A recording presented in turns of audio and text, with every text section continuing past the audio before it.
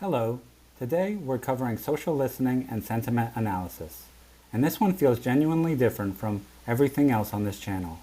Every other video has been asking people questions, surveys, interviews, tests. Social listening does something completely different. Instead of asking, you listen.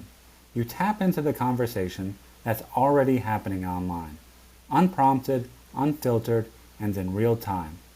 By the end, you'll know what social listening is, where the data comes from, how to analyze it, and what to do with what you find. Let's start with the problem. Here's something worth thinking about. When someone fills out a survey, they know a researcher is reading it. That changes what they say, even subtly. They're suddenly a little more measured, a little more diplomatic. But when someone posts a TikTok comment at midnight about a chip they tried for the first time, nobody told them to do that. They're not performing for a researcher. They're just saying what they think. That kind of unprompted, unguarded feedback is often far more honest than anything you'd get in a structured research setting. And it's out there, constantly, whether you're listening or not. The shift with social listening is simple but powerful. Stop asking and start listening. The conversation about your brand, your category, and your competitors is already happening right now on social media, in reviews, in forums, and communities. Most of it doesn't involve you at all. Nobody tagged you, nobody sent you a report. Social listening is the practice of deliberately tuning into that conversation, making sense of it, and using it to make better decisions. Social listening is the practice of monitoring and analyzing online conversations about a brand, product, or category across social media, reviews, forums, and more to understand consumer sentiment, themes, and trends. Sentiment in this context just means whether the tone of a conversation is positive, negative, or neutral. No surveys, no recruitment, no scripts. You're working with a stream of data that already exists, created entirely by consumers on their own terms. One thing people underestimate about social listening is how many places the data actually comes from. It's not just social media posts and comments, TikTok, Instagram, X, Facebook. It also includes online reviews on Amazon, retailer websites, and Google. Forums and communities like Reddit, where users often go into remarkable depth about specific products, news articles and blogs, and video comments on YouTube, which can be surprisingly candid and specific. In practice, some of the richest, most actionable data comes from reviews and forums rather than social media posts, because people write more when they're not worried about their follower count. Let's listen to a brand we talked about in a previous video. Crunchco has just launched their new veggie chip line, and they want to know what real consumers are saying about it online. Not what a focus group thinks after being handed a sample, but what people say organically when they choose to talk about it themselves. They're monitoring TikTok, Instagram, Reddit, and retail reviews. 3 questions. What are people actually saying? How are they feeling? And what subjects keep coming up over and over? There's a distinction worth making clearly, because the two things serve different purposes. Monitoring is watching in real time, setting up alerts for mentions, tags, and brand name appearances so you can catch things as they happen. It's reactive. Something goes wrong and you know about it quickly. Listening is the bigger picture, pulling patterns out of a larger body of conversation over time to find strategic insights. It's proactive. What is the market telling us about where things are heading? Most brands need both. Monitoring keeps you safe. Listening makes you smarter. The layer on top of all that data is sentiment analysis, classifying every mention as positive, negative, or neutral. Positive, these chips are obsession-worthy. Negative, bought them once, won't again, way too salty. Neutral, saw these in Target today. Each one gets tagged, and when you add them all up, you get a sentiment breakdown. Say 52% positive, 31% negative, 17% neutral. And you track how that breakdown shifts over time. The trend is usually more interesting than any single snapshot. Here's one of the most important concepts in social listening, and the one beginners most often miss. High volume is not automatically good news. A brand can be trending on social media with huge mention volume, and the conversation can be overwhelmingly negative. Crunchco is trending might mean people love the new chip, or it might mean a packaging issue just went viral and thousands of people are complaining. Volume tells you how loud the conversation is. Sentiment tells you what tone it's in. You always need both before you can draw any conclusion at all. Before you start pulling data, you need to define precisely what to track. For Crunchco, that means the brand's name and common misspellings, because people don't always spell things correctly in a casual social post. Product names and specific SKUs. Category keywords like veggie chips and plant-based snacks that might appear without the brand name. Competitor names, and the relevant hashtags that the community uses. The narrower and more precise your parameters, the better your data will be. Too broad and you're drowning in irrelevant noise. Too narrow and you're missing conversations that matter. Different platforms tell you different things, and you don't need to monitor all of them equally.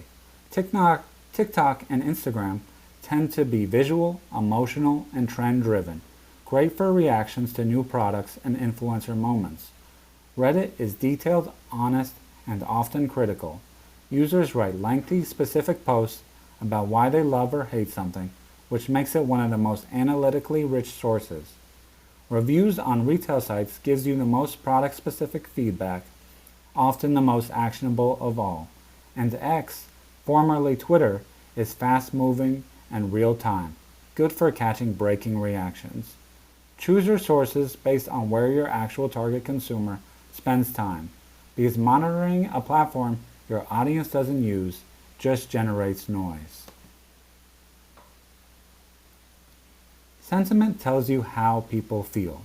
Themes tell you what they're talking about. And the themes are where social listening becomes genuinely actionable. For Crunchco, in the first 8 weeks after launch, 4 themes keep appearing across platforms. Flavor. Comments cluster heavily around saltiness. Some people love it, many find it too aggressive. Texture. Crunch is polarizing. Some call it satisfying, others find it too light. Packaging. The resealable bag gets consistent, unprompted praise across multiple platforms. And price. Often compared unfavorably to mainstream chips, with comments like, "It's good, but not that good." Each theme is a brief for a specific team: R&D, marketing, supply chain, and pricing. Now the visual that brings it all together. Plot positive, negative, and neutral sentiment as trend lines week by week across the first 8 weeks after launch. And the key move is to label the events that explain the shifts. Week 1 is launch. Sentiment starts mixed, which is typical for a new product with limited awareness. Week 3, a major TikTok creator posts a review. Positive sentiment spikes dramatically. Week 6, a Reddit thread about the saltiness of the new recipe starts gaining traction. Negative sentiment ticks up measurably. Each event explains a shift in the trend. Without the events labeled, you just see lines moving. With them, you have a story. Once you have the dashboard running, here are 4 specific signals worth watching for. A sudden sentiment dip, even a small one, is an early warning of a product or service issue that can compound quickly if ignored. A rising theme that wasn't there before might mean a new use case is emerging. People are putting Crunchco chips in recipes, say, or a competitor is being mentioned in the same breath in a way that wasn't happening last month. Unprompted language that matches your tested messages is validation that the message is landing naturally in the real world. And influencer-driven spikes are real and brief. A single creator can move your sentiment measurably for a short window, and knowing when that's happening explains the data. Social listening insights translate into three types of action. Reactive. When a complaint spike or a crisis is emerging, you need to respond quickly, acknowledge the issue, get ahead of it before it compounds. This is where the monitoring function pays off. Proactive. The saltiness theme coming out of Reddit is a brief for the R&D team. The packaging praise is something to feature more prominently in marketing. A competitor comparison that keeps appearing is a positioning opportunity. And strategic. The phrases consumers use spontaneously online, obsession-worthy, way too salty, often become the raw material for message testing stimuli and survey questions, because those are the real world words real people use, not polished language invented in a meeting room. Let's be honest about both. The strengths are significant.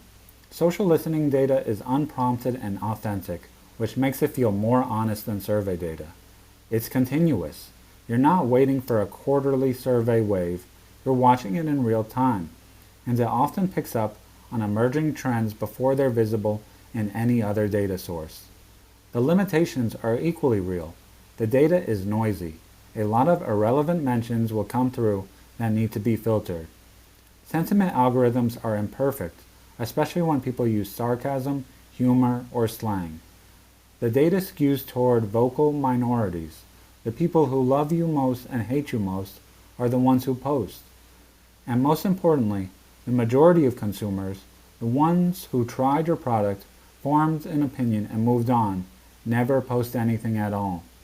Social listening is powerful, but the most important consumers are often the ones who never say a word online.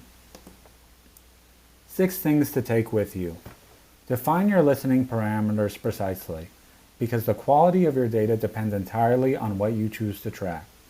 Monitor for real-time alerts so you can catch problems early. Listen for strategic patterns over time so you find the opportunities. Always pair volume with sentiment before drawing any conclusions. Viral isn't always a win. Track themes, not just scores, because themes are what make the data actually actionable. Feed what you find into your survey research and message testing. Consumer language from social data is often the best raw material for both. And treat it as a signal, not the full story, because the silent majority doesn't post. Get all of that right, and social listening becomes one of the most valuable and cost-effective tools in your whole research toolkit. Thank you for watching.